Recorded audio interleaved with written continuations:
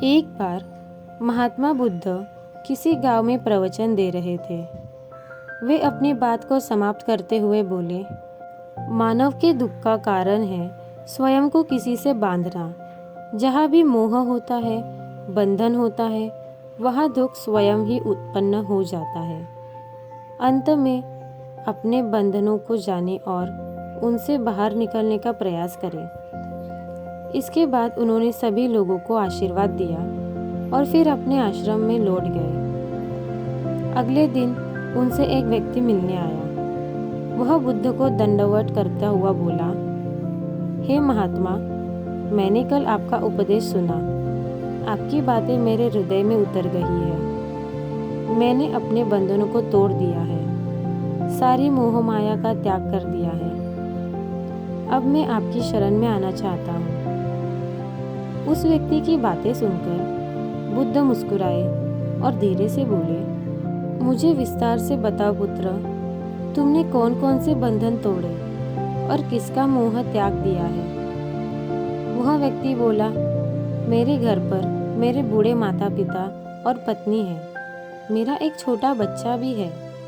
मेरी पत्नी बहुत बीमार रहती है। उसके कष्ट देखकर मैं अक्सर सोचता रहता था कि वह मर जाए तो उसके कष्ट दूर हो जाएंगे। उसकी वजह से मैं बहुत दुखी रहता हूँ। लेकिन कल जब मैंने आपका उपदेश सुना तो मेरी समझ में आ गया कि मेरे परिवार से मेरा बंधन ही मेरे दुखों का कारण है। अगर मैं इसके चक्कर में पड़ा रहूँगा तो कभी सत्य को नहीं जान सकूँगा। इसीलिए मैं अपने घर को त्याग कर आपके पास आया हूँ। यह कहने पर बुद्ध ने पूछा, क्या तुम सचमुच सभी बंधनों से मुक्त हो गए हो? देख लो, कहीं कोई बंधन तुम्हारे पीछे तो नहीं रह गया। वह व्यक्ति बोला, नहीं प्रभु, मैं अपने जीवन की सारी चीज़ों को पीछे छोड़कर आया हूँ और अब आगे बढ़ना चाहता हूँ। बुद्ध ने कहा, अगर ऐसी बात है तो फिर ठीक है। आज तुम यहीं आश्रम में रुको। कल मैं तुम्हें बताऊंगा कि तुम्हें क्या करना है। बुद्ध ने अपने एक शिष्य की ओर इशारा किया। शिष्य ने उसे आश्रम के अतिथि कक्ष में पहुंचा दिया। वह व्यक्ति उत्सुकतापूर्वक आश्रम की गतिविधियां देखता रहा। उन्हें देखकर वह बहुत प्रसन्न हुआ और अपने सौभाग्य पर इतराता रहा। अगले दिन बुद्ध ने उस व्यक्ति को एक कार्य सौंपते हुए कहा, तुम्हें पूर्व की दिशा में जाना है। वहाँ पर तुम्हें एक गांव मिलेगा। गांव के बाहर ही एक साधिका का घर है। वह तुम्हें कोई वस्तु देगी। उसे लेकर तुम्हें वापस मेरे पास आना है। वह व्यक्ति पूर्व दिशा की ओर चल पड़ा। गर्मी का मौसम था। कुछ ही देर में वह पसीने से तरबतर हो गया। उसे प्यास भी सताने लगी। वह सोचने लगा कि अगर इस समय में अपने घर पर होता तो इस तरह की गर्मी में पसीना नहीं बहाना पड़ता। कुछ दूर और चलने पर उसे भूख भी सताने लगी, पर वह एक सुनसान बंजर रास्ता था। आसपास न तो कोई पेड़ था, न ही कोई पोखर तालाब।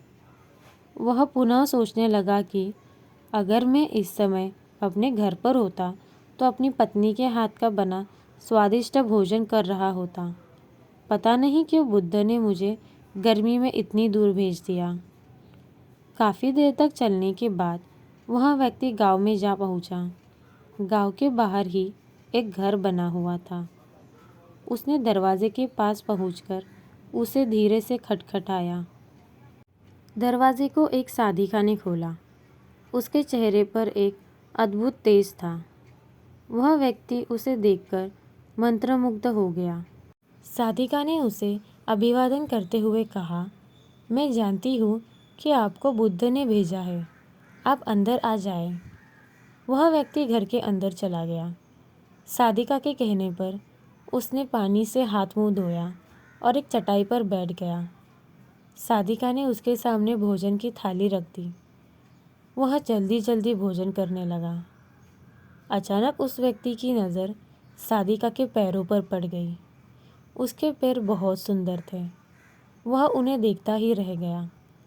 तभी साधिका ने उसका ध्यान भंग किया। वह बोली, जिस व्यक्ति को बुद्ध के चरणों में स्थान मिल जाता है, फिर उसे किसी अन्य के चरणों की कोई आवश्यकता नहीं पड़ती। साधिका की बात सुनकर वह व्यक्ति लज्जित हो गया और नज़रें नीचे करके चुपचाप भोजन करने लगा। भोजन करने के बाद साधिका ने कहा, आप बहुत दूर से आए हैं, थक गए होंगे, यहीं चटाई पर लेट जाए, मैं पंखा कर दूंगी। वह व्यक्ति बहुत थका हुआ था। वह चटाई पर लेट गया और अपनी आंखें बंद कर ली। साधिका उसे पंखा करने लगी, पर लेटने के बाद भी उस व्यक्ति को चैन नहीं आया। उसने धीरे से अपनी पलकों को खोला और चोर नज़रों से साधिका को देखने लगा।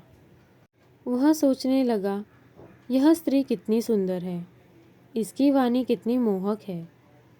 अगर यह मेरी पत्नी होती तो मेरा जीवन स्वर्ग बन जाता। साधिका इसके मन की बात समझ गई।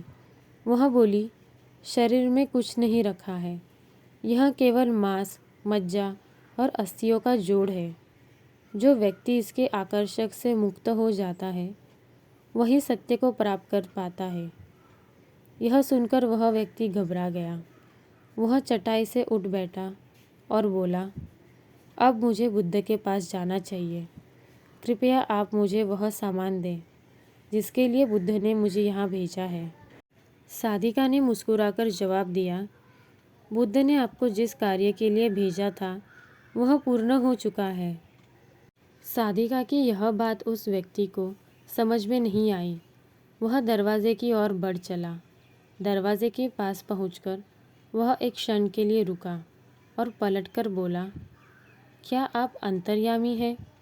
आपने मेरी मन की बातें कैसे समझ ली?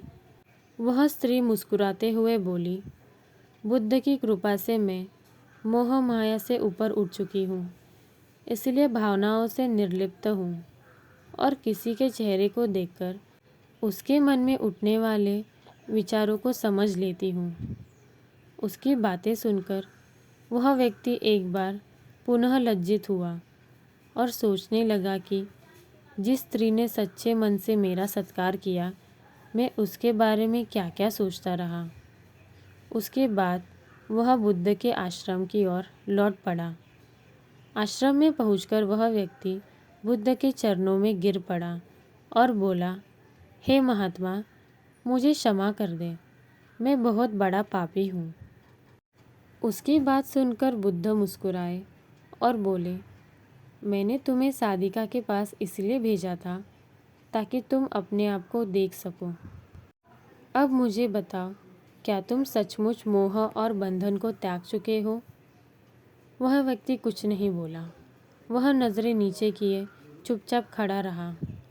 बुद्ध ने कहा, बाहरी बंधन और मोह को त्याग से हम बंधन मुक्त नहीं होते। दरअसल बंधन और मोह हमारे भीतर होता है।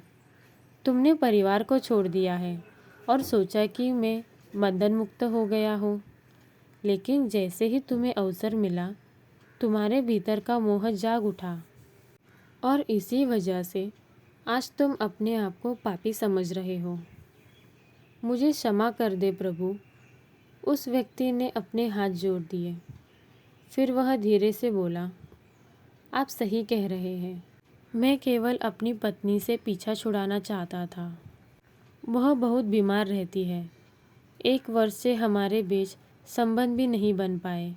मैं कुछ ज़्यादा कमाता भी नहीं हूँ, इसीलिए मैं अपने परिवार के ज़रूरतों का निवारण भी ठीक से नहीं कर पाता हूँ। शायद इसीलिए मैं अपने परिवार से पीछा छुड़ाना चाहता था, पर अब मैं समझ गया हूँ, मेरा परिवार ही मेरा सत्य है और उनका ख्याल रखना ही मेरा असली कर्म है। तो दोस्तों, गौतम बुद्ध हमें इस कहानी से यह सीख दिलाना चाहते हैं कि दुनिया में कहीं मोह माया है, बहुत सारी समस्याएं हैं। हमारा परिवार अगर समस्या में है तो हमें उन्हें छोड़कर नहीं जाना चाहिए, बल्कि हमें उनकी देखभाल करनी चाहिए। वही हमारा असली कर्म है। नमो बुद्धाय।